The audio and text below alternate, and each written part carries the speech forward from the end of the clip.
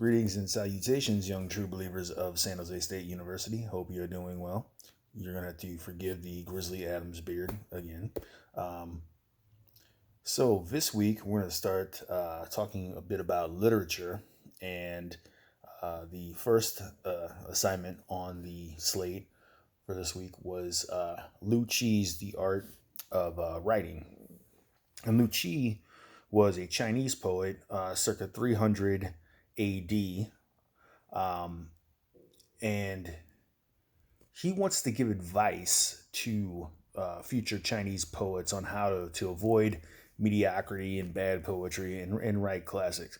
Now, one of the things that should have leaped out at you, the first bit of advice that Liu Qi gives to his disciples is this, that the key to writing a good poem is revision, revision, revision. I'm sure your literature professors, if you take a literature class, they will emphasize the importance of revision um, in a to a good piece of writing, and that holds true whether you're writing poetry, philosophy, shorts. It doesn't matter. You're writing the next great American novel. You must revise. So Liu Qi advises that. Now, this is also characteristic of Chinese thought, and you can see this not just in literary theory, but also in Chinese political philosophy, Confucius. Um, there is this notion that there's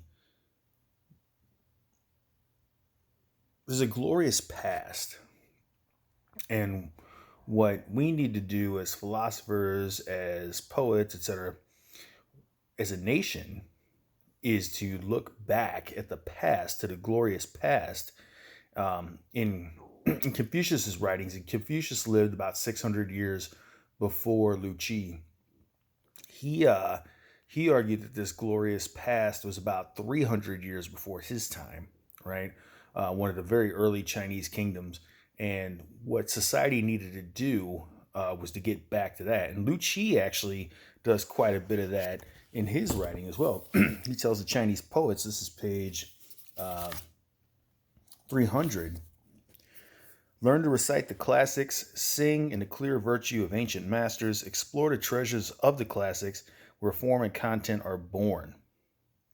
So, on his view, you have exemplars.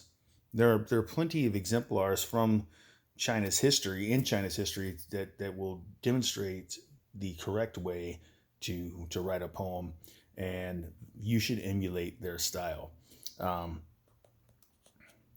what else is characteristic of Chinese poetry?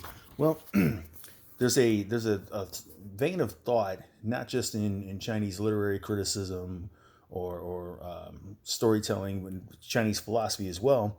And this runs contra to an idea that's dominated Anglo, to say English speaking philosophy, the past 75 years. Um, for the Chinese, language does not exhaust meaning. There's no way that any language, any human language, any natural language that human beings speak is robust enough, is it has the conceptual resources to capture all the facets, all the richness and the detail of human experience. Now, contrast that view with the view of, say, Western philosophers in the 20th century, like Ludwig Wittgenstein and J.L. Austin, who infamously argue that